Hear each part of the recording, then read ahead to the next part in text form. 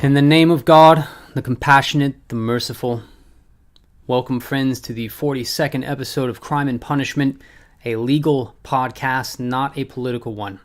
The official podcast of the Invictus Law Firm, PA, a criminal defense law firm in Orlando, Florida, the website for which is augustusinvictus.com, and that is me, yours truly, the host of this program. We are going to talk today about the Nuremberg trials. We're going to talk about the origins of war crimes trials, modern war crimes trials, that is. And as a matter of fact, I'd like to start, I forgot I was going to do this, I'd like to start by reading the end of what we're going to read today, because it gives context to where we are heading and why I take such issue all the time with these modern characterizations of everybody as a war criminal.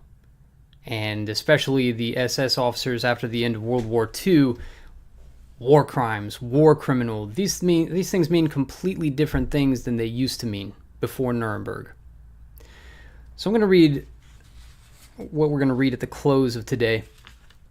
It should not be overlooked that when the term war criminal was used at the Tehran Conference in 1943, it was a legal term long recognized with a precise and definite meaning.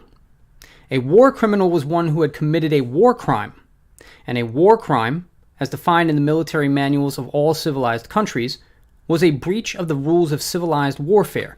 That is to say, a breach of those rules adopted at the end of the 17th century by the European nations for the conduct of their wars with each other.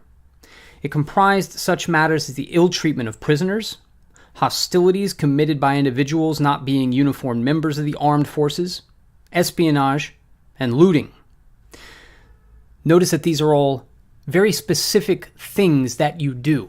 These are specific crimes. These are not, well, they committed war crimes because they were engaged in a war and shooting people and we didn't like what they did.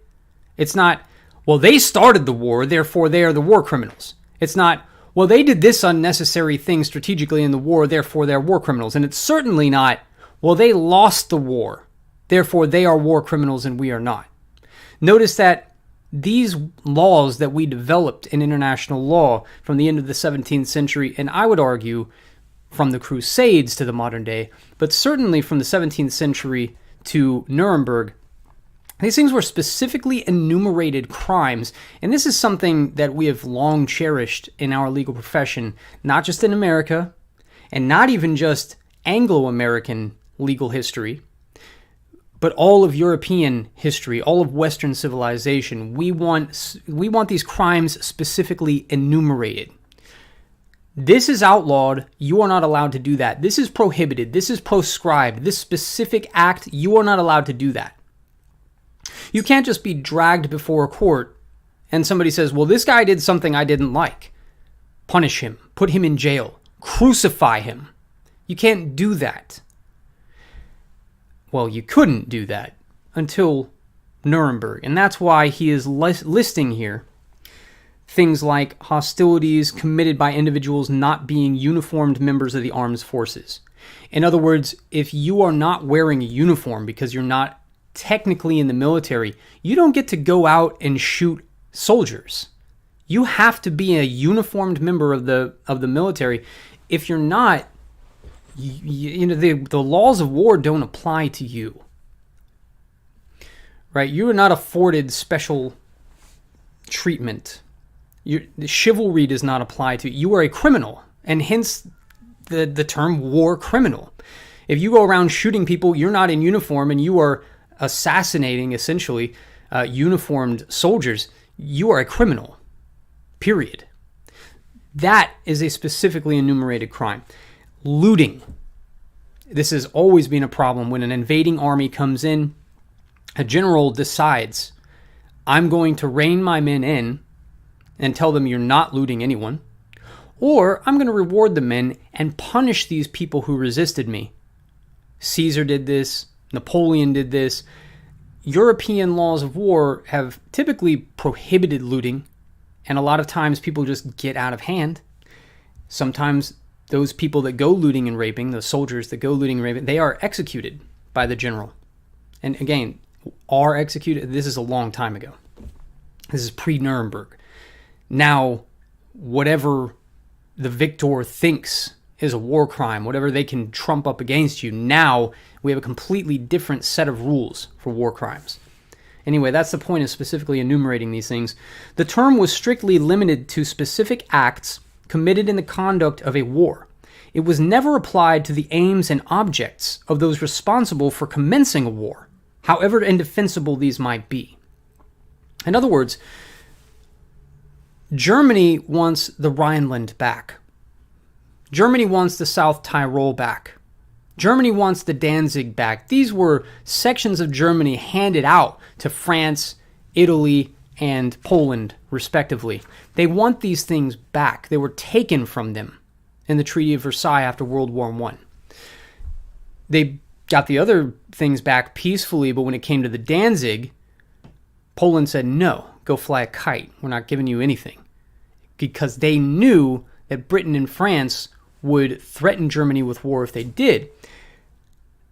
Poland, however, relied on them to their own detriment because, yeah, Britain and France did threaten war, but they didn't go to war to stop Hitler, right? Hitler did get the Danzig back, and by the way, he destroyed Poland within 2 weeks. He conquered the country. So that was a miscalculation on Poland's part. But that was the start of World War II. And that's why everybody calls it Hitler's War. And that's why the Germans were war criminals. Because as the author is saying here, well, that maybe that was indefensible, right? We can say all day long as the Allied powers, what they did was indefensible. Their desire to get the Danzig back was an indefensible reason to start World War II. Defensible or indefensible? Irrelevant. Before Nuremberg, that was not a crime. So, as I've often commented on this program, when I was growing up, the difference between Anglo-American law and Soviet law, because this was in the Cold War, was that you had to have specifically enumerated crimes here in America. Things had to be prohibited. If you didn't break that law, then you didn't commit a crime. You are not guilty. You cannot be charged with a crime. In the Soviet Union, that was not the case. And now, as again, I've made the point many, many times on this program, that is gone. That is no longer the case in America. People can make things up whenever they want. There are activist judges on courts. There are activist prosecutors, activist cops. People trump up charges all the time. And even in cases where they're clearly unconstitutional, they say, well, you should have known. You should have known that this would be considered illegal, even if it's not prohibited, even if it's not specifically enumerated as a crime. We're seeing this more and more and more today. So that's where we're going with this reading today. Sorry to skip the pleasantries in the beginning. Usually we check the audio, make sure that the chat's working. Yeah, it looks like we're doing well here. Looks like it's good. So before we start the readings, I did promise on social media that I would talk about these two things. The first is lawfare, and the second is the Navy SEAL lawsuit about the COVID vaccine against President Biden. So let's first talk about the CNN article about Trump's legal problems. It's called Donald Trump's Legal Problems Aren't Going Away. This is the one about lawfare. And again, I will start at the end, because who wants to read a whole CNN article anyway? The point, and this is their word, the point, bolded, underlined, the point, politically, Donald Trump looks like the Republican nominee in 2024 if he runs. What might stop that coronation? His ever-mounting legal problems. This gives you insight as to the point, and they're telling you this is the point of this article. The media, the establishment, whoever is the enemy of Donald Trump, or whoever conceives of themselves as his enemy, or whoever he has pointed out as his enemy, they will use the legal system to attack him. No, it's not political at all. Of course not. We just think he broke this law, that law, these 1,000 laws over here, this old statute that we dug up. And the January 6th thing, that's closing in. This is Nuremberg 2.0. The author, Chris Cillizza, I don't know, says, I believed for a long time now that the biggest threat to Donald Trump in 2024 is not political, it's legal. Like there's a difference, right? If you have been a student on this program for any length of time at all, you know there is no difference. Politics and law are the same thing. That belief by him, not us, we, by the way, have no political opinions here at Crime and Punishment. That belief was affirmed on Monday when a federal judge in California concluded that it is, quote, more likely than not that President Trump corruptly attempted to obstruct the joint session of Congress on January 6, 2021, end quote. Well, thank God a California judge, completely, literally on the other side of the country, can be the one to make the determination of what happened in Washington, D.C., right? A year earlier. The ruling, courtesy of Judge David Carter, I love that phrase, by the way. I love it. Courtesy of Judge David Carter. Judge David Carter, who's one of our club here at CNN, he has provided this ruling for us to print.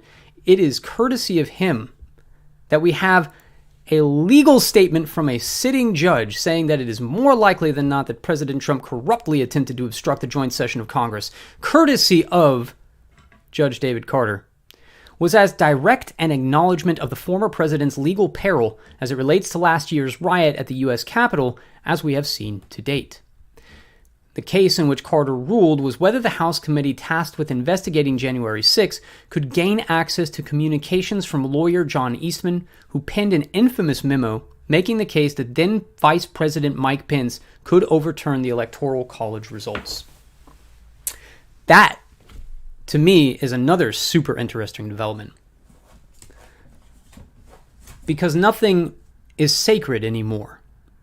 A lawyer cannot pen a memo about a legal issue without it becoming a political one. Without having court cases about getting your text messages, you, lawyer, who wrote the memo, political activists and partisans getting your text messages because you wrote a memo with a controversial legal opinion. That is something else. If you ask me, that is, I believe, a novation. Now, certainly, lawfare has been going on forever. That's not new. And certainly, the intersection of law and politics has been going on forever, since either or began.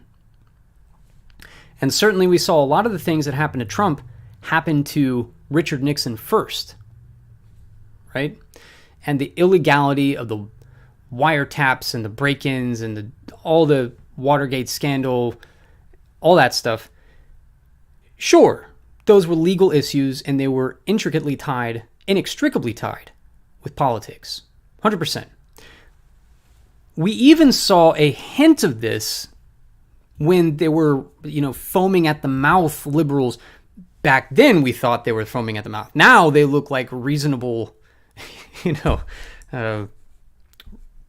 people.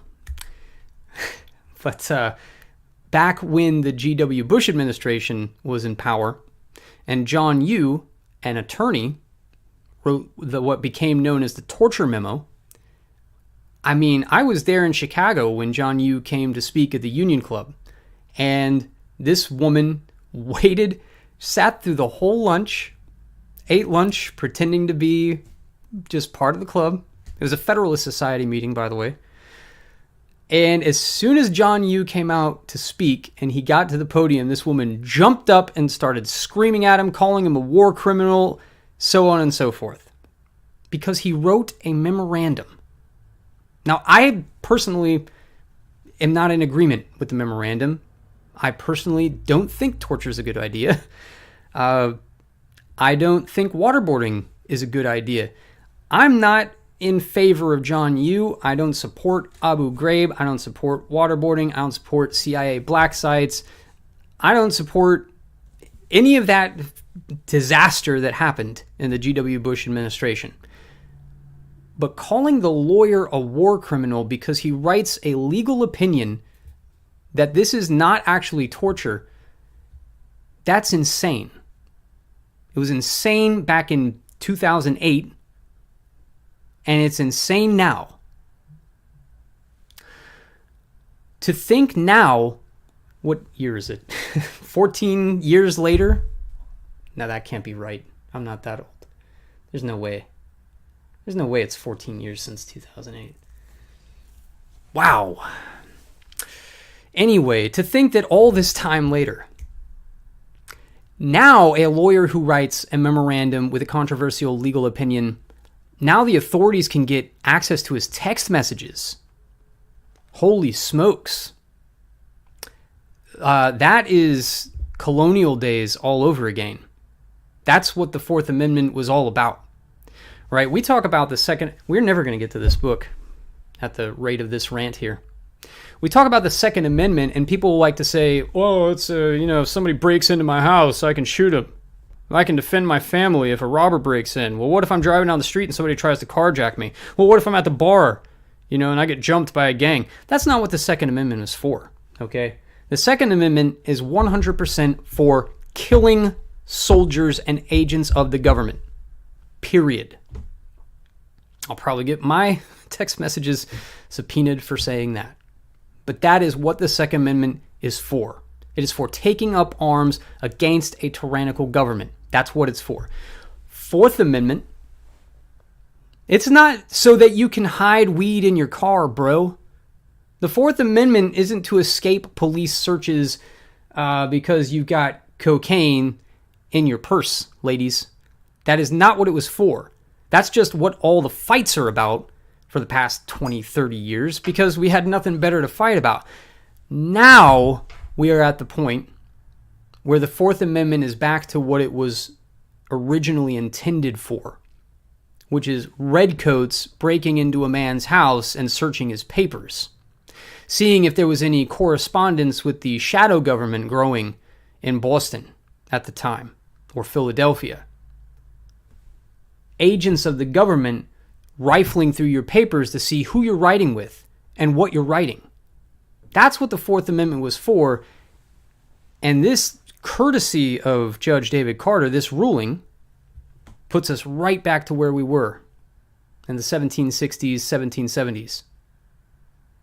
Super cool time to be alive, if you ask me. The judge ruled that more than 100 emails from January 4th to 7th were not covered by executive privilege and should be turned over to the committee. Now, this is an issue we're going to get into with the next article as well, about the Navy SEALs suing Biden.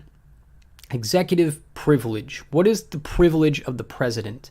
How far does his power extend, right? So, quite honestly, I haven't read this ruling courtesy of Judge David Carter. It may well be that his analysis of executive privilege is spot on. I don't know. I will say that as a disclaimer. But I am saying that CNN saying that, well, this guy wrote an infamous memo and thank God for this judge who's forcing him to turn over his emails, that is a dangerous step. So let's hope that this ruling, courtesy of Judge David Carter, is not relying on that solely. In fact, wrote Carter in his opinion. It's a hyperlink here. We're going to have to follow up on this in the next episode. The illegality of the plan was obvious, wrote Carter in his opinion. Our nation was founded on the peaceful transition of power, epitomized by George Washington laying down his sword to make way for democratic elections. Ignoring this history, President Trump vigorously campaigned for the vice president to single-handedly determine the results of the 2020 election. That's not a political statement at all. While neither Carter nor the January 6th committee can criminally charge Trump, rulings like this one quite clearly put added pressure on the Justice Department to seriously investigate his conduct and potentially even bring an indictment. Certainly CNN isn't leaning on the Justice Department to add pressure to seriously investigate this conduct and potentially bring an indictment. Certainly CNN would never cross that line. Just like the New York Times and CNN and every other media outlet back in 2017 certainly wouldn't use their power and influence to lean on Facebook, Twitter, and other social media websites to banish hate speech, right?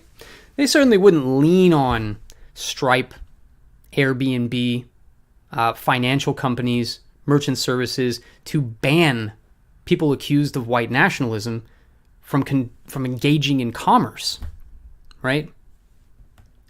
And even if they would, they certainly wouldn't abuse that quote-unquote freedom of the press to influence the judicial system. And then he goes into, well, he's gloating about this accounting firm no longer stands behind the credibility of its financial statements for Trump for the past decade, and Attorney General this, and Fulton County District Attorney that in Georgia. He's bragging, gloating about, oh, well, Trump's got all these legal problems, right? Trump did get some good news, legally speaking, in recent weeks when two leading prosecutors working on the Manhattan District Attorney's criminal investigation into the Trump Organization's finances abruptly resigned, casting doubt on the future of the probe. Trump's legal team proclaimed victory, even though the DA investigation is technically ongoing. The point? Politically, Donald Trump looks like the Republican nominee in 2024 if he runs. What might stop that coronation? His ever-mounting legal problems. Lawfare 101. So I promised we'd talk about that. Also promised we would talk about the Navy SEALs suing Biden. So as you might have heard, there was a 35 special warfare personnel sued the Biden administration and the Navy, I believe, for forcing them to get the vaccine. It was thrown out. Well, not thrown out. They won. Let's put it that way. It was appealed to the Supreme Court. Supreme Court, you'd think, oh, well, these guys, are pro-Navy SEALs. They're going to definitely, they're anti-vaccine. I mean, they're conservatives, right? Like, they're going to side this politically. Actually, surprisingly, they didn't. They decided it, in my opinion, correctly. They didn't base it on, well, COVID, this and that, or Dr. Fauci, and this is a lie, and they didn't base it on the thin blue line or support our troops or any of this nonsense. None of it. They said Biden's the commander-in-chief. That's that. In a concurrence, they said in the main opinion that the Navy can consider vaccine statuses when making operational decisions during the appeals process because it's still on appeal. According to the Supreme Court's order, the plaintiffs are still protected, however, from discharge or discipline during that time. So they still don't have to get the vaccine. They are not being kicked out of the Navy, and they can't be disciplined for refusing to take the vaccine. But the Navy can consider it their refusal to get the vaccine in terms of deploying them or assigning them, right? In the concurrence, which I think is the most important thing, Justice Brett Kavanaugh said he agreed with the Supreme Court's stay for a simple, overarching reason. Under Article 2 of the Constitution, the President of the United States, not any federal judge, is the Commander-in-Chief of the Armed Forces. I think that's all there is to say about it, quite frankly. And that should be the case for any of this crying in the media about, oh, Trump banned transgendered persons or anything having to do with the military. It's under the president. Period. That is that cut and dry. We're going to talk today, finally, half an hour in, about the president's role as the sole organ of foreign affairs, right? So President Roosevelt was president at the time of World War II. His son, Elliot, was present at the Tehran Conference. he wrote an account of what happened there. He wrote an account of how this whole notion of killing German officers began. He meant it to be flattering to his father. It is not. He meant it to be embarrassing, like a caricature of Churchill. And Churchill actually did take issue with it, but Churchill, for once, looks like the reasonable person in the room, believe it or not. So his account was a failed attempt at propaganda, and we're going to find out now what that attempt was and how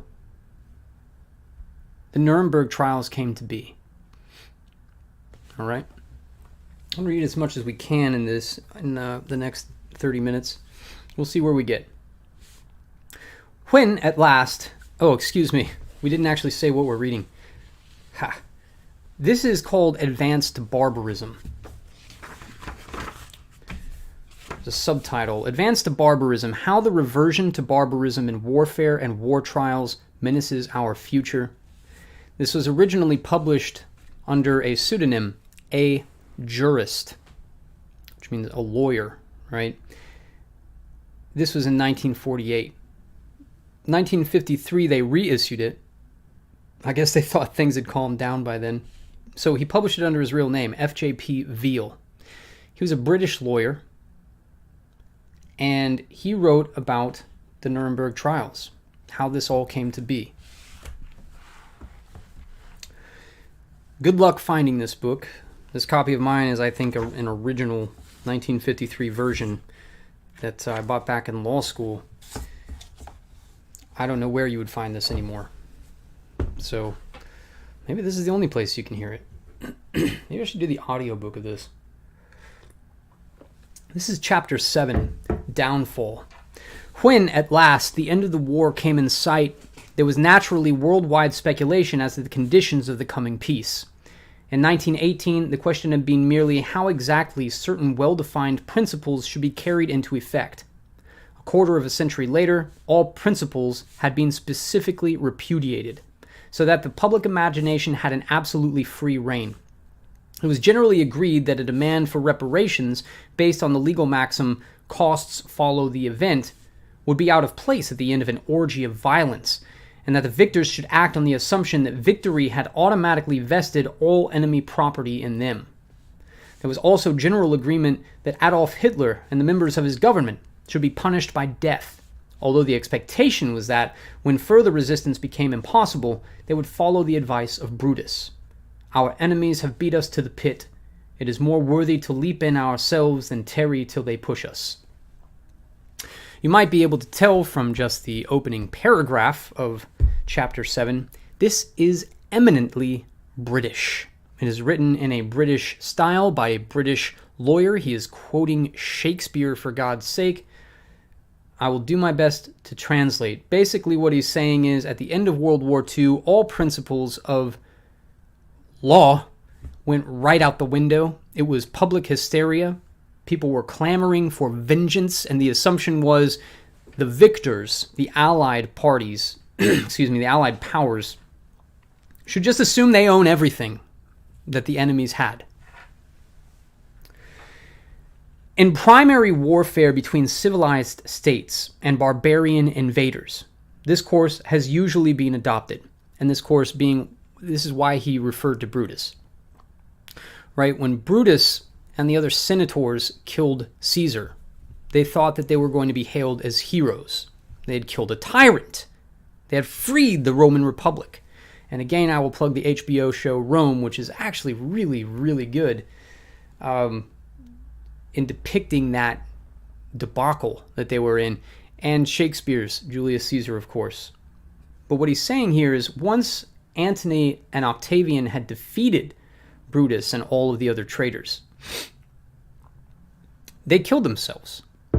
Well, Brutus did anyway. Did Cassius? I believe, I'm not sure. I don't remember. Brutus did, however. And he's saying, well, they've beat us. It's better for us to just kill ourselves, just jump out there and just get it done, just die, rather than be hanged. And famously, this is what Hitler thought as well. right? I'm going to kill myself rather than that guy, Stalin, capturing me and dragging me through the streets as a corpse. It's not going to happen. So he killed himself, had somebody set him on fire. So that's what he's talking about when he says, in primary warfare between civilized states and barbarian invaders, this course has usually been adopted, i.e., the course of suicide rather than submitting to barbarian invaders. Thus, in the 13th century, when China was being overrun by the Mongol hordes of Genghis Khan and his successors, the Chinese leaders invariably killed themselves and their families rather than fall into the hands of the savages. Interesting point that he's making as a British person, right? It was the British, the Americans, the Soviets who were the barbarian invaders, not the Nazis. The Nazis were the ones killing themselves rather than being subject to whatever the barbarian invaders were going to do. I think that's a very important point that he's making. The title of the book is Advance to Barbarism. And he's not talking about the barbarism of the Germans for having invaded Poland. He's talking about the barbarism of mass murder of German leaders and putting on a show trial to do it. Which, by the way, the whole point of this is to point out what is going on right now with CNN, MSNBC, Fox News, all the senators and representatives clamoring about war crimes. Senator Lindsey Graham literally in public asking for someone in Russia to assassinate Putin. This is barbarism. This is what he's talking about in this book. The Chinese leaders invariably killed themselves and their families rather than fall into the hands of the savages, which is what Goebbels did, which is what Hitler did. The Chinese persisted in this practice long after the unrestrained ferocity of Mongol methods of warfare had become considerably tempered by contact with civilized nations. It is recorded that Kublai Khan, the grandson of Genghis Khan, resenting his troops being still regarded as savages, ordered his generals, when a city was captured and the Chinese leaders were found to have committed suicide, personally to visit the bodies in order to demonstrate by a public act of respect that the Mongols had become a civilized people. That is another interesting point. The descendants of Genghis Khan made public shows of respect to the dead Chinese leaders to show that they were civilized. Can you imagine any American, British, or Soviet leader showing respect to the dead bodies of Goebbels or Hitler or Goering? Absolutely not. We gloat over their dead bodies. We call them monsters for murdering their children. We make screenplays, right? Like Inglourious Bastards. That's what we do. Super civilized, guys. The question of the treatment to be accorded to prominent Germans after the downfall of the Third Reich seems first to have been considered officially at the Tehran Conference in November 1943. And this, as I said and as I promised, this is the origin, not just of the Nuremberg trials, but of all modern war crimes trials as we know them. The Tehran Conference in November 1943. Elliot Roosevelt was present at this conference and has published a very frank account of what passed in his presence between his father, President Roosevelt, Mr. Stalin, and Mr. Winston Churchill. According to Elliot Roosevelt, this topic was first broached, to everyone's surprise, by Stalin at the end of a magnificent banquet at which, Elliot tells us, Stalin had partaken of vodka, 100% proof, while Mr. Churchill had stuck to his favorite brandy. Rising to propose the umpteenth toast, Stalin said, "I propose a salute to the swiftest possible justice for all of Germany's war criminals. Justice before a firing squad. I drink to our unity in dispatching them as fast as we capture them, all of them, and there must be at least 50,000 of them." These words appear to have roused something in Mr. Churchill, perhaps a remembrance that he was a European, and the only prominent European present. "The British people," he declared roundly, "will never stand for such mass murder. I feel most strongly that no one, Nazi or no, shall be summarily dealt with before a firing squad without a proper legal trial."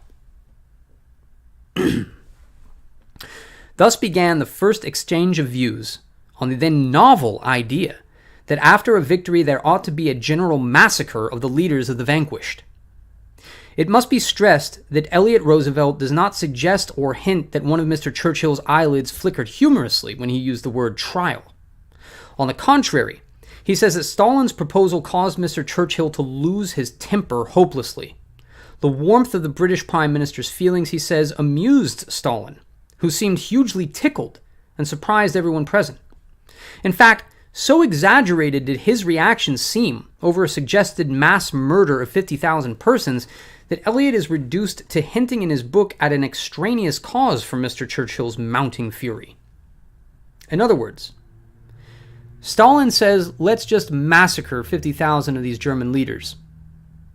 Churchill is the only person in the room to lose his temper and say, that is outrageous. We will never stand for that in Britain. They need to be at least put on trial. Like, you can't just summarily execute people. He was so mad and fuming and red in the face that Elliot Roosevelt is thinking maybe he's mad about something else, because he can't possibly be mad about this.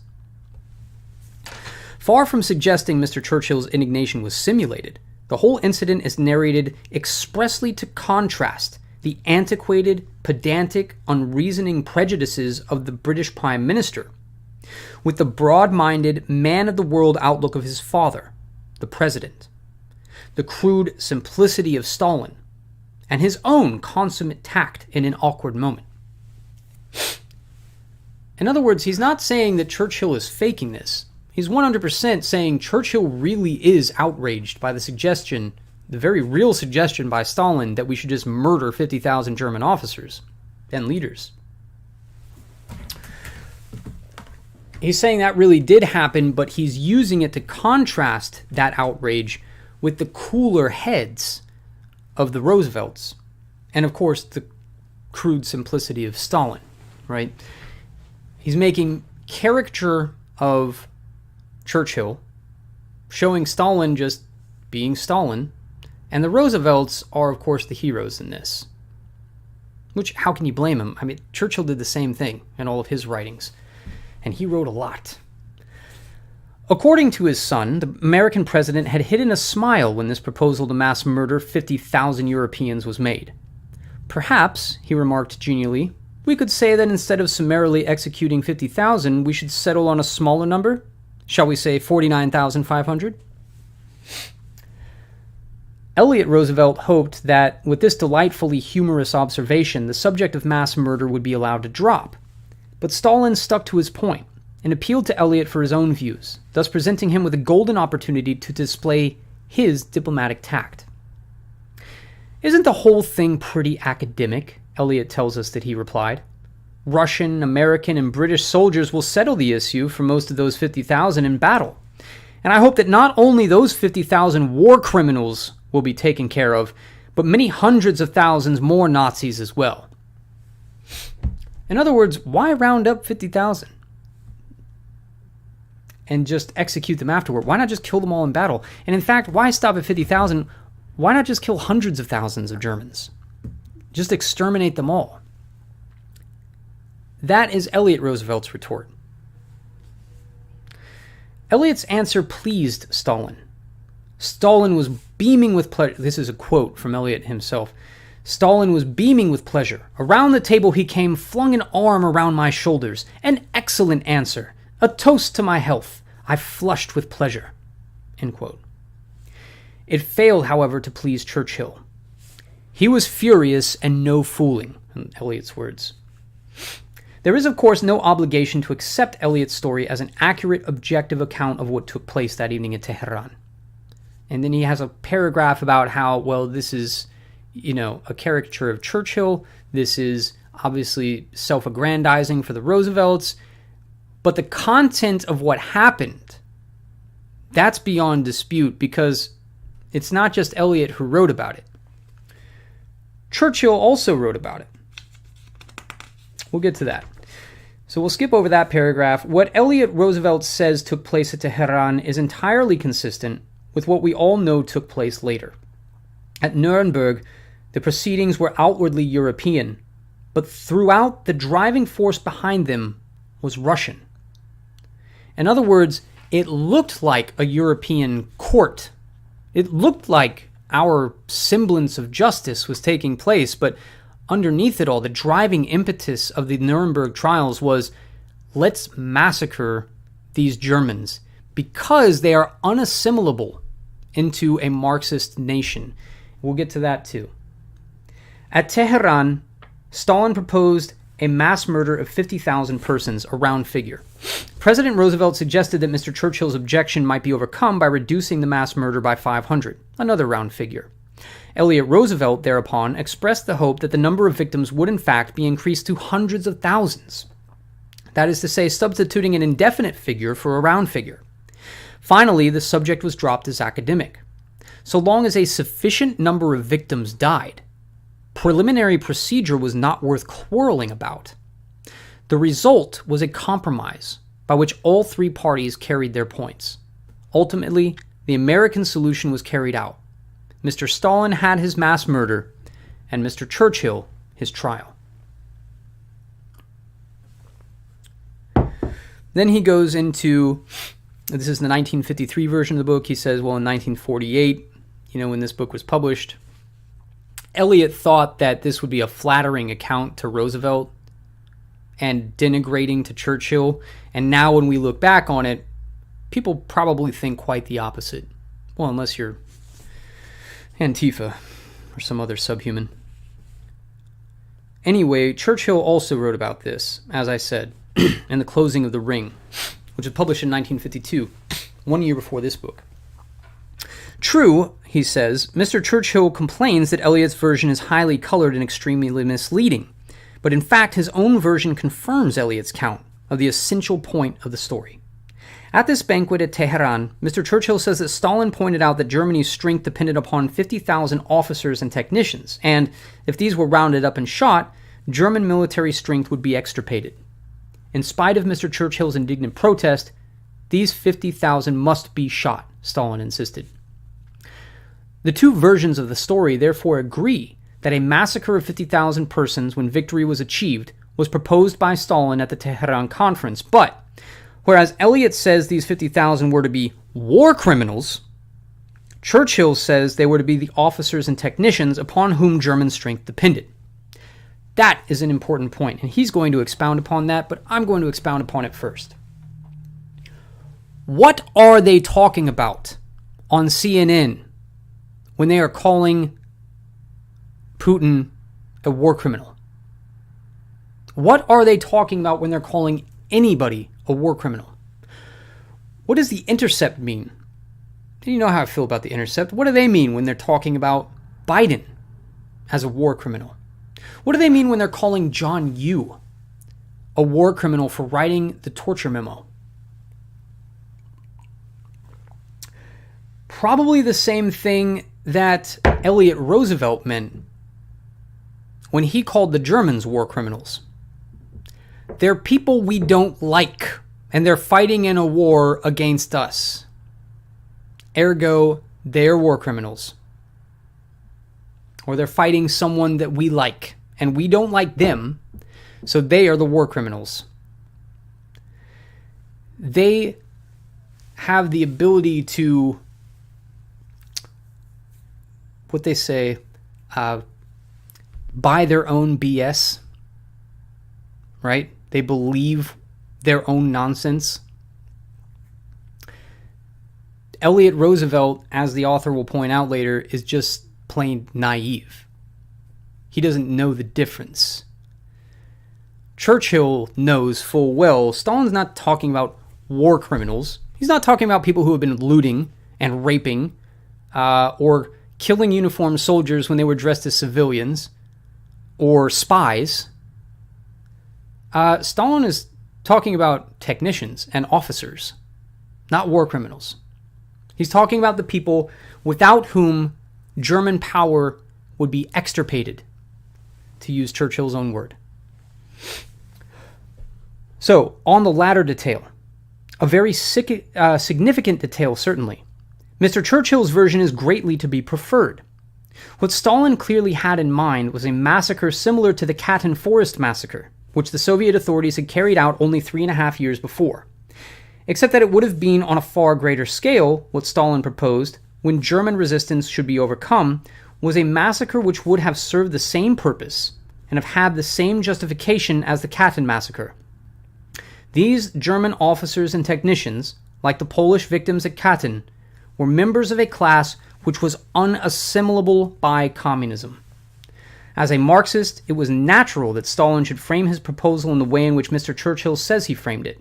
It was equally natural that Elliot Roosevelt, knowing nothing of Marxian ideology, should quite guilelessly have assumed that Stalin must have intended to propose the mass execution of criminals. And so, without intending to be misled, he interpreted Stalin's words in his own bourgeois phraseology. That is just plain naivete, isn't it? And you can see it because you've seen it in so many other people who really believe the things that are coming out of their mouths. They really do believe these things. Elliot Roosevelt, argues the author here, really believed that Stalin was talking about war criminals, because what kind of lunatic would just talk about executing officers and technicians? He did not understand what Marxism was, just like many conservative commentators today do not understand what Marxism was or is. They're far too concerned about finding the Nazis hiding in their soup. They don't understand this annihilation philosophy that is Marxism. Of course, Stalin thinks they're war criminals. They cannot be made into Marxist. They just have to be exterminated. And this fool, Elliot Roosevelt, thinks, well, they must really be war criminals. None of the other details upon which Elliot Roosevelt's version and Mr. Churchill's version conflict merit examination here. Mr. Churchill agrees that Stalin's proposal made him angry. It is possible that, as early as this, he had formed more than a suspicion of the truth concerning the Katyn massacre, and, in consequence, realized exactly what Stalin had in mind. Because if I remember correctly, the Soviets had blamed the Katyn massacre, this extermination of Polish persons, they had blamed it on the Nazis. And it came out much, much later, actually, the Soviets did that. There's a lot of projection going on, a lot of things blamed on Germany that we did, or that... Please stop that. Polish persons. Please stop that. Why are you doing that? Anyway, a lot of things we accused the Germans of that we actually did, right? And that's just human nature. All right, so it looks like the podcast's been working. I know I'm 51 minutes in and finally checking to see whether YouTube is working. Very professional. As a European, learned in the history and the traditions of Europe, it was natural that, to Mr. Churchill, the proposal to shoot a round figure of 50,000 persons as and when made prisoner should appear as mass murder. Naturally. I think I don't know, you can't really say that anymore. Any civilized person, any sane person would think that massacring 50,000 persons is mass murder. You can't really say that anymore, can you? Because there are a lot of people who would say that about Russians in this very moment. They are so sold on this war. And I mean, the war being sold against Russia. We need to go fight them. We need to declare a no-fly zone. We need to send American troops and American pilots over there. We need to go to war with Russia. There are people so sold on that war that they would not even blink at massacring 50,000 Russians. I mean, anybody who... I don't know how many Russians are in Ukraine right now, but let's say there are 50,000. How many of our politicians would blink at saying, yeah, they all need to be killed? We need to kill all 50,000 of those Russians. They wouldn't think twice. Might as well just put them all on St. Helena Island in the middle of the Pacific and just nuke them. That would be the easiest way to get rid of those evil Russians. This is what he's talking about with the title Advance to Barbarism. This is what we have become. And this was presaged in the Tehran Conference and the Nuremberg trials. Our conduct after World War II. So it would have appeared to any European statesman for the past 250 years. That is, it would have appeared as mass murder, what was being proposed by Stalin.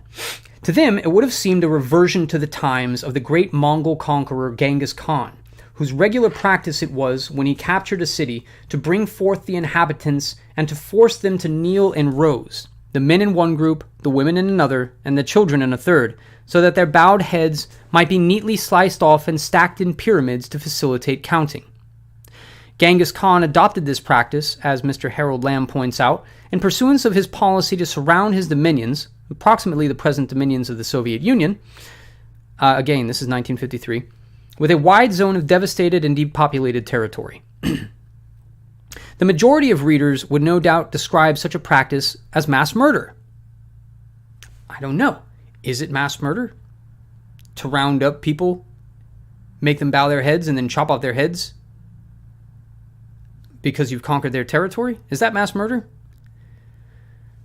We thought it was, for several hundred years, as the author points out, under our laws of war. We used to look at Genghis Khan and say, we can't do things like that. That is clearly barbarous. And we understand that the Chinese leaders would kill themselves and their families rather than let them fall to the Mongol hordes, when God knows what would happen to them. We used to say that.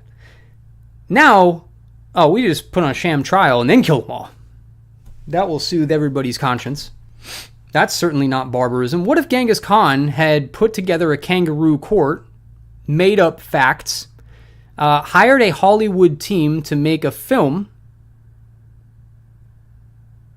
We'll have to play that film one day. We're going to have to, because you hear a lot about, the Nuremberg trials, they showed this film, and clearly these things happened. And first of all, what if they did happen? Okay?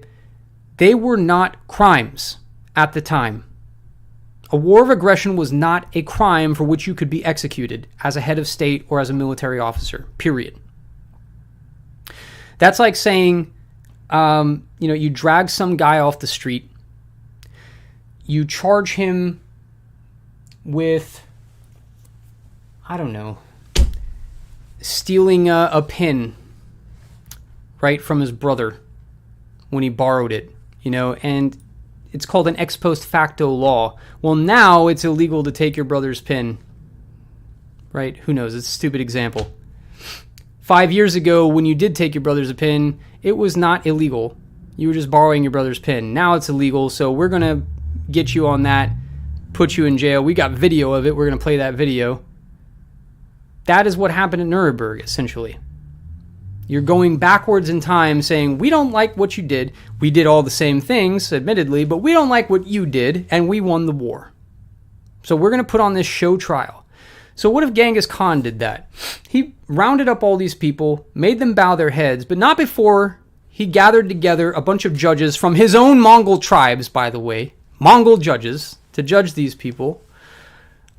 And he made up charges like, you wasted a bunch of this wheat that was in your village. It should have gone to Mongol soldiers, and you gave it to horses instead. So bow your heads, now you're all getting your heads chopped off. Would that be fair? Would that be just? Clearly not. So this is the point he's making. What is the difference between what the Soviets, Americans, and British did and what Genghis Khan did? The majority of readers would no doubt describe such a practice as mass murder. But surely this must be illogical in terms of Allied policy after 1940. We are assured that unrestricted bombing is not murder because it is carried out impersonally in pursuance of a policy, in consequence of a splendid decision. That's a direct quote. The splendid decision. Like, this is a great idea.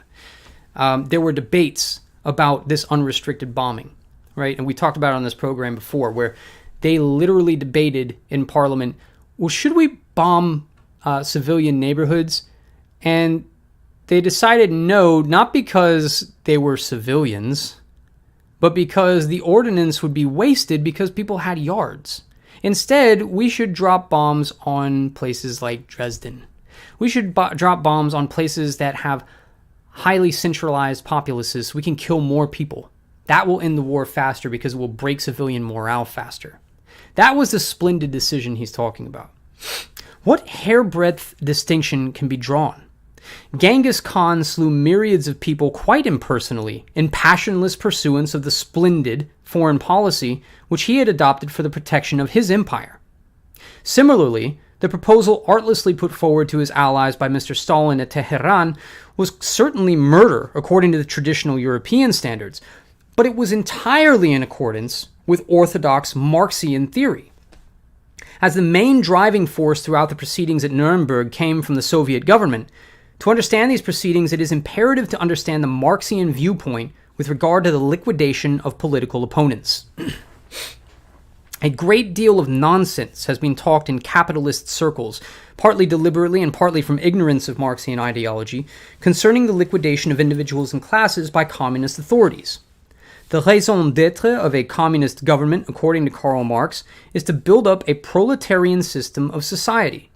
When persons or classes of persons are found who cannot be fitted into such a society, they are liquidated, that is to say, put to death. No more question of justice enters into the matter than when, for example, a botanist who is trying to establish a new variety of flower with certain qualities of color, height, shape of petals, etc., by selecting specimens possessing the desired qualities, ruthlessly throws aside those specimens lacking those qualities. If he is seeking a variety with, say, a long stem, he has no intention of punishing short-stemmed specimens when he tears up and discards them. Right? So what he's saying is, it's not a matter of morality. This is science. Marxists always call themselves scientists. If you are engaged in eugenic practices, for instance, you base that on the same practices you would breeding a horse or a dog. If you are gardening, you're going to exterminate all the weeds. Naturally, if these Nazis are not going to fit into a Marxist society, they have to be exterminated. It's not morality, it's just science. And what the author is pointing out is that capitalists, or I think more accurately stated, people who live in capitalist societies, namely Great Britain and the United States, they completely misunderstood what Marxism was about, what the impetus behind the Nuremberg trials were, what Victor's justice would really look like. They completely misunderstood it or underestimated it. Misunderestimated is probably like a portmanteau, right? Just blending those two together. We can make that word up. So, it must surely be conceded that Hermann Goering and his colleagues had demonstrated that they were opponents of communism. This being so, no further argument or justification was needed. How could they expect a different fate from that which, for example, had recently overtaken the anti-communist classes of such tiny and inoffensive states as Estonia, Latvia, and Lithuania, when these states were overrun by the Soviet armies in 1939? Right? Soviets go in, they just massacre everybody. And we teamed up with them. Let's look at the YouTube chat. See if this is still rolling here. Hot take, says C.B. Robertson. Capitalism does not exist. It isn't a thing because it isn't a system, only a name given to a variety of non-system as a prerequisite for attacking freedom and individual sovereignty. Well, all right, that is a debate for another day. We do have a quote-unquote debate tomorrow, Mr. Robertson and I, on his channel, his YouTube channel. Chris, if you could put that link in there, that would be swell to your YouTube channel. We're going to be talking about Christianity and I guess anti-Christianity. We're going to be talking about Christianity tomorrow because, what was it, 4 years ago? We did a quote-unquote debate, paganism versus Christianity, when Christopher was a Christian and I was pagan, and we have swapped roles. So tomorrow night, 10 o'clock Eastern, we're going to be talking about that on his channel. It will be fun. All right, so now we are at the point, 1, 2, 3, 4. We got 4 pages left. This is the climax of it all. This is the point. All of that was introduction. This is where the Nuremberg trials came from. This is where ultimately all modern war crimes trials came from. Now we're at the point for the next several pages. When, therefore, Mr. Stalin suggested at Tehran that the German leaders should be shot by a firing squad, as and when captured, he was speaking with the strict orthodoxy which might be expected from one upon whom the mantle of the great Lenin had descended. As an Asiatic, Stalin was also, of course, following faithfully in the tradition of Genghis Khan, Hulagu, and Tamerlane. Unfortunately, from the point of view of the ultimately predestined victims, this simple, logical, expeditious, and even humane solution did not appeal to Mr. Stalin's allies. If Hermann Goering would be an anachronism in a proletarian paradise, so equally would Mr. Churchill and Mr. Roosevelt. These gentlemen could hardly subscribe to the view that the liquidation of Hermann Goering was merely a matter of biological selection, the elimination of an unwanted type. Possibly it was this humorous aspect which caused Mr. Stalin's eyes to twinkle so merrily. Further, in capitalist societies, the conventional practice demands that before a man can be done to death, he must be accused of something, tried, and pronounced guilty. What a concept. And I'll agree with Robertson here. This isn't about capitalist society. It's not a system in that sense of the word. We don't have a legal tradition in Western civilization because of capitalism. Are you kidding me? We have long-standing legal traditions going back to Rome and then some. You have to accuse someone of something. You have to put them on trial. They have to be found guilty. This is as old as the West itself. Stalin comes from a world where that's not really the case. That is the conflict we're seeing, and this is what they underestimated in Stalin. The Soviet government proved most accommodating. So long as liquidation was reached in the end, it was of no consequence what preliminary judicial fooleries were indulged in to satisfy capitalist susceptibilities. In other words, who cares? Yeah, put them on trial, whatever, man. Let's turn this courthouse in Nuremberg into like a theater. You just rig some cameras all over the place. Let's make a big show of it. Bring in your Supreme Court justice from America to be the prosecutor. Just make a big show. Yeah, let's do it. As long as they all die in the end, I don't care what happens. As long as they're all executed, you have your little kangaroo court. Do it. Have fun. An obvious alternative to the carrying out of Mr. Stalin's proposal for a summary mass slaughter on the lines carried out by the medieval Mongols was a mock trial along the lines which may be said to have originated, or at least to have been perfected, during the preceding 20 years in Soviet Russia. But disposal by mock trial was a conception both novel and repugnant to contemporary European juristic thought. Finally, as a compromise, it was decided that the prisoners should be charged with certain specific offenses, that the charges should be heard by a tribunal composed of representatives of the 4 chief victorious powers, and that the prisoners should be heard in their own defense in accordance with normal practice, excepting only that they should be debarred from challenging the jurisdiction of this tribunal to try them. Isn't that interesting? You can put on your defense, guy. You can say, well, there was a reason I did this. I was ordered to do this, or it was war. We had to do this. This didn't happen. That's another good defense. You can say all those things, but what you can't say is that this tribunal doesn't have jurisdiction. That's fascinating. Because any case in America, I don't care if it's family law, criminal law, civil law, whatever, maritime law, contract law, whatever law you want to put up, you file a lawsuit in a court of law in this country, if that court does not have jurisdiction, it is dismissed. Period. If I have a contract dispute in Florida based on a contract in Florida, and the guy I'm in a contract with breaks the contract, and I go file that in Georgia just to screw with him, say, well, good luck getting up there to court. Ha! Georgia's going to dismiss it because they don't have jurisdiction. Georgia has nothing to do with it. It's not Georgia's laws. It's not Georgia's contract. You're not Georgia residents. Nothing. They don't have jurisdiction. Even county by county. If I'm in Orlando and I have a contract dispute with somebody, I can't go over to the West Coast, file in Pinellas County or Hillsborough County and say, ha, I know this judge over here. I'm going to get a good ruling. Or, ha, he's not going to get an I-4 traffic to come down to fight this in court. Whatever your motive for trying to take it to another court in another county, it's going to be dismissed because they don't have jurisdiction. You might also file just in the wrong court, right? You could file a divorce in a criminal court. That's going to get dismissed. Criminal court doesn't have jurisdiction over family cases.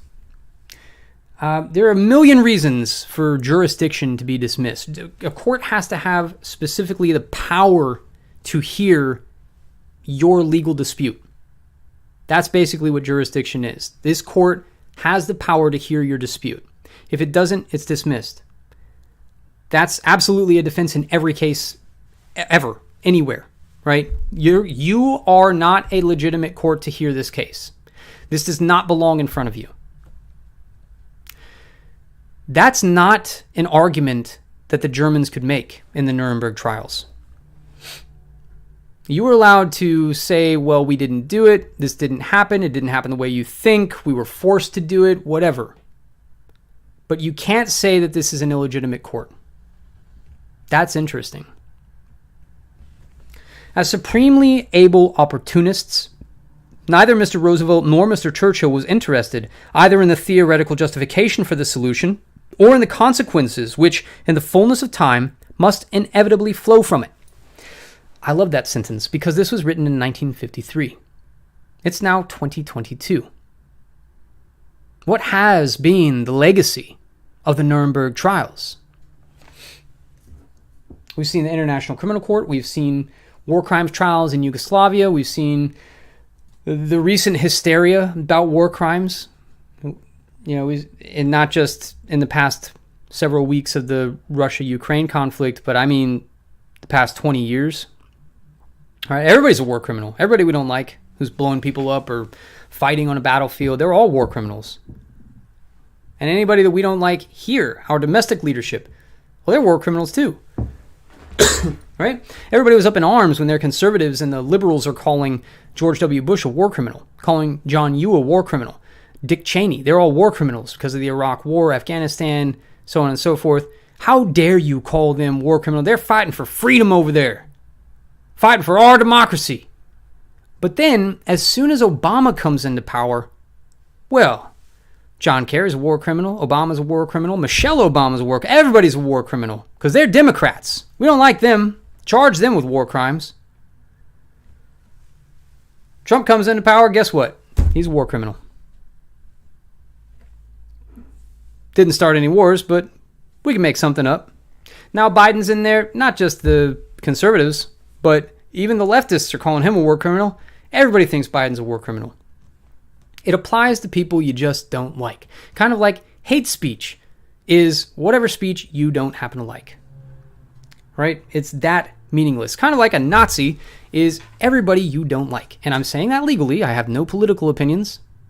Nobody involved in Crime and Punishment or the Invictus Law Firm have any political opinions whatsoever.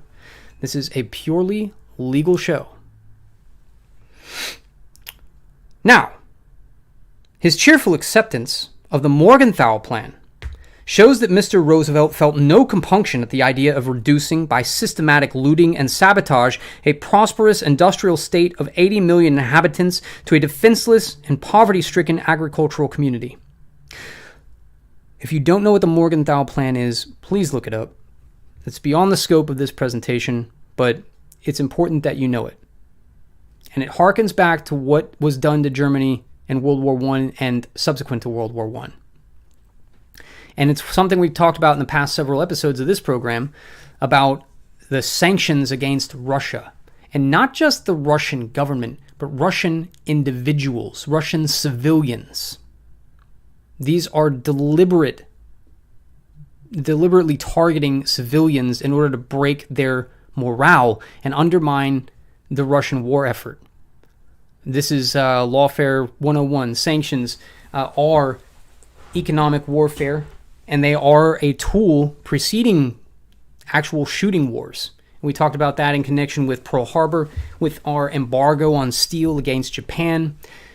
What the Biden administration is doing right now to Russia is effectively their acts of war, right? And this has been done to Germany in World War I. After World War I, we blockaded Germany. Excuse me, not we. The British, I think, are to blame for that. But being British, I still consider myself British. But we, however you want to interpret that, blockaded Germany, right? Deliberately starved to death millions of Germans. The Morgenthau Plan is just another one of those things. So please look it up. We're going to keep moving on here, though. Why then should Roosevelt shrink from the proposal to put out of their misery by shooting some 50,000 individuals, some of whom may not have deserved much of their fellowmen? As a practical politician, Roosevelt's natural inclination was towards ruthless measures which, it might be assumed, would be welcomed by several very powerful sections of the American electorate as a reprisal for the ruthless anti-Jewish and anti-democratic policies of the Nazi government. In other words, the Morgenthau Plan, or specifically the murder of 50,000 German officers and technicians, or the Nuremberg trials, however you want to do this victor's justice thing, whatever, this is going to go over really well with the American populace, or at least several very powerful sections of the American electorate. I wonder who he's talking about. What very powerful sections of the American electorate would find this appropriate reprisal for the ruthless anti-Jewish and anti-democratic policies of the Nazi government? Well, certainly somebody was in support of it. He was also deeply, that is Roosevelt, he was also deeply concerned to prevent any difference of opinion between his cantankerous allies standing in the way of victory. On his part, Mr. Churchill's sole concern was to avoid anything which might weaken the joint war effort. Unlike the president, he entertained no illusions concerning the communist rulers of Russia. For 20 years, he had been denouncing them as bloody baboons, crocodiles with masterminds, and the foul, filthy butchers of Moscow. But not least among his many gifts was a remarkable capacity to dismiss from his mind his previously expressed opinions, if the occasion and expediency required it. It's an eminently British sentence. I love this writer.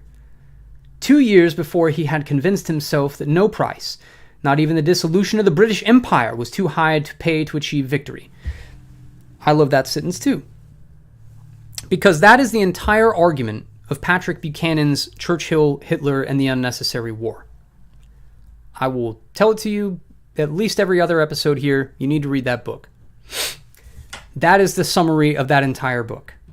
Churchill wanted to destroy Nazism so badly, he was so obsessed with it, that he collapsed the entire British Empire to do it. And this British lawyer is telling you exactly that in 1953. Long before Buchanan wrote Churchill, Hitler, and the Unnecessary War. This unsatisfactory compromise with Stalin seemed in comparison a very small concession. His mind had always been the exact opposite to the judicial. He knew nothing and cared less about the legal difficulties in the way of a trial in which the victors would sit in judgment and decide their own charges against the vanquished. Now, a lot of his sentences are very British. This one is very lawyer, right? Most people, it's not just Churchill, 99% of people don't care about the legalities. Come on, man. Come on. He's saying, well, he doesn't have a judicial mind, Churchill. because he didn't care about the legal difficulties in the way of a trial where the victors would sit in judgment on the vanquished. Nobody cares about that. Man, nobody does. Especially not today, now that it's over with. Now that it's done. How many lawyers sit and wring their hands about, oh my God, what are we going to do? What have we done? Nobody cares. It's over. We won. That's all that matters. That's the American way, baby. Maybe it's because he's British. Maybe that's why he doesn't know. That's the American way. No doubt he had genuinely convinced himself at the moment that Hitler and his colleagues were guilty of abominable crimes. Should they escape punishment through the lack of a court with jurisdiction to try them? With a score of urgent problems demanding his immediate attention, was it not natural that Mr. Churchill should dismiss the subject with the reflection that, when the time came, it should not be beyond the capacity of his legal advisers to work out a scheme for the proposed trials, which would be free from technical objections and, while upholding the proud traditions of British justice, would satisfy Mr. Stalin by providing for the liquidation of many prominent opponents of communism, and would satisfy Mr. Roosevelt by assuring for him and the Democrat Party a solid block of gratified voters in doubtful states at the next presidential election. In other words, everybody wins. Stalin gets to massacre Germans, right? Anti-communists. He gets to massacre them. He wins. Roosevelt gets to satisfy several very powerful sections of the American electorate and will win again.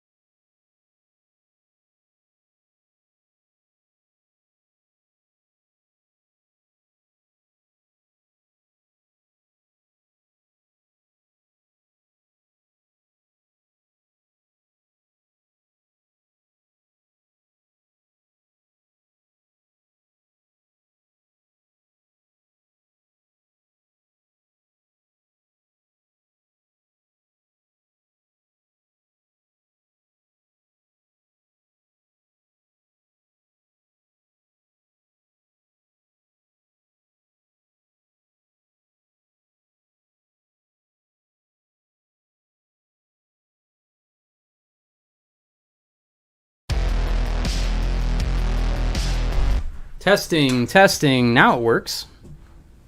All right. Sorry about that, everybody. Yeah, Mossad. Yeah. I don't know what happened there. That was wild. I had to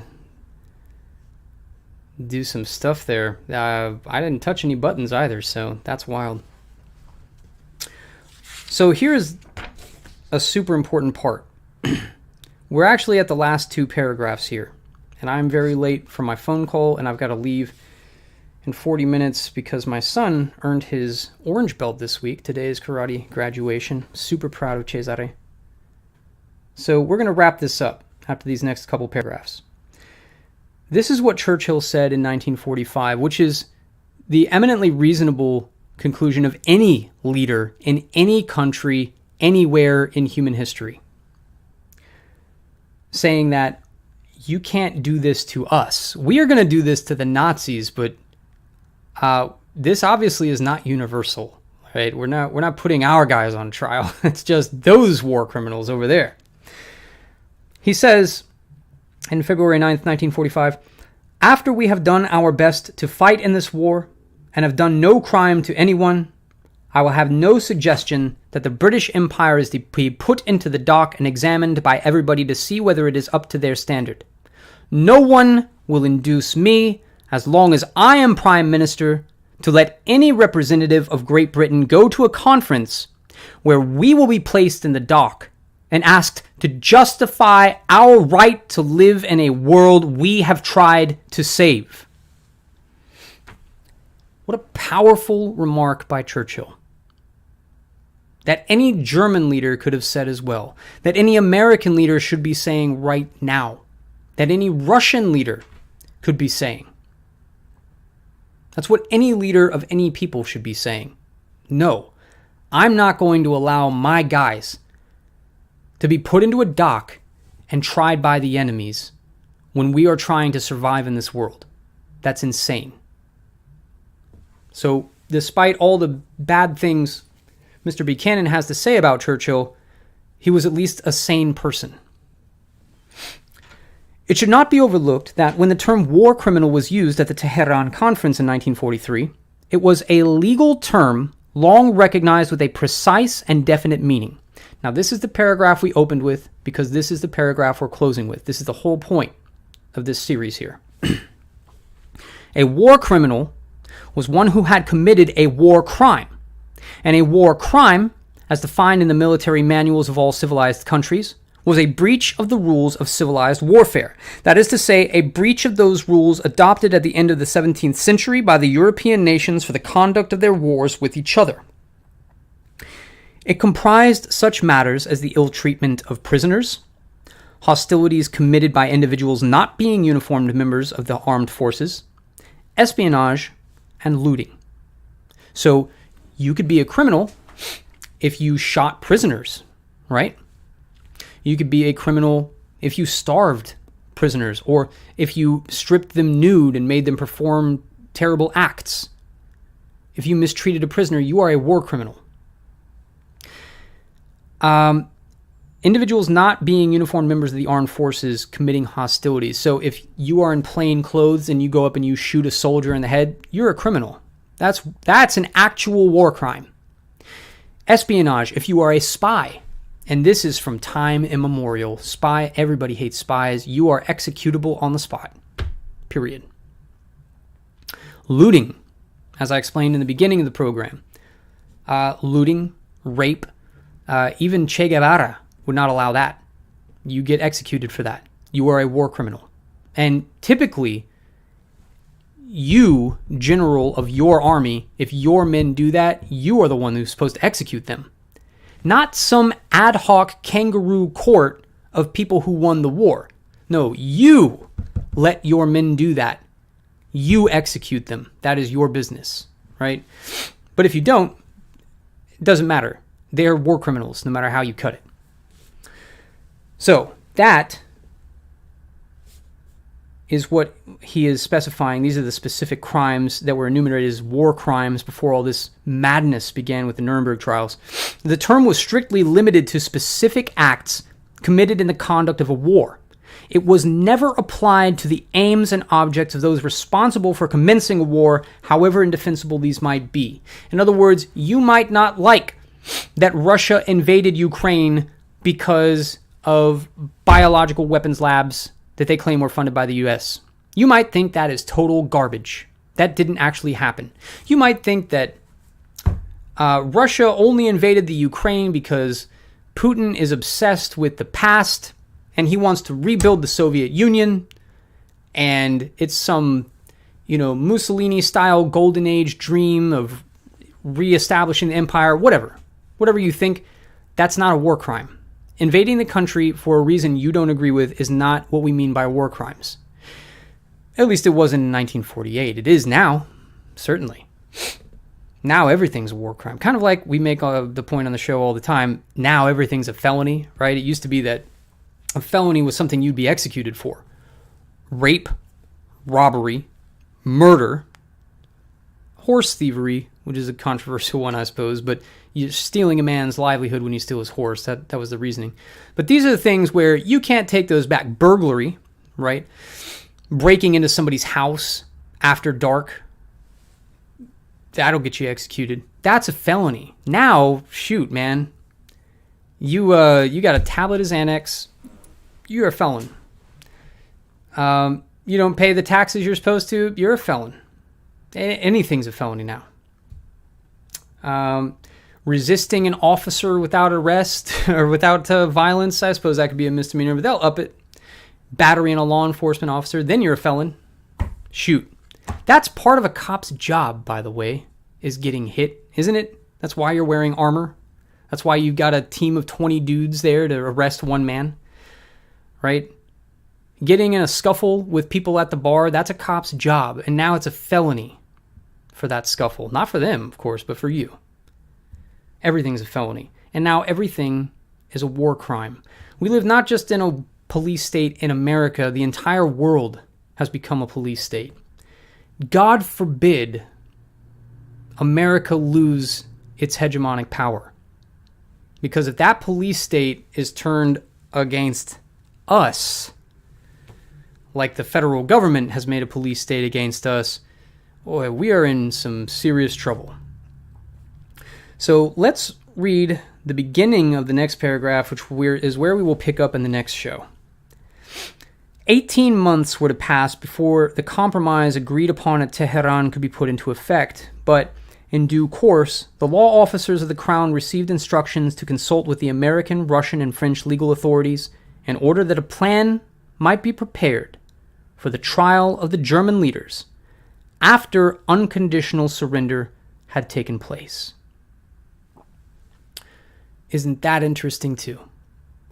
There is no talk about trials when you've negotiated a treaty. There is no treaty. You will either surrender unconditionally or we will annihilate you and your civilian populace. We will just keep slaughtering you until you give us unconditional surrender. There is no talk of treaties. That's unprecedented. Well, not unprecedented. Certainly Genghis Khan did that. But in terms of European laws of war, sure, unconditional surrender has been a thing, right? But a world war with unconditional surrender so that you would have the power and opportunity to put on a show trial in order to massacre them legally. Now that was a novelty. And how that was set up, we're going to talk about next time. So let's take one more look at the comments here. Got shut down. Yeah, something happened. Sorry, guys. I don't know if it was the free speech kings at YouTube or if it was my own technical problem. I don't know. But we will take this up next week. Thank you guys for tuning in. I hope everybody learned a lot. I'm off to my phone call and my son's karate graduation. We will check in with you all next week. Till then.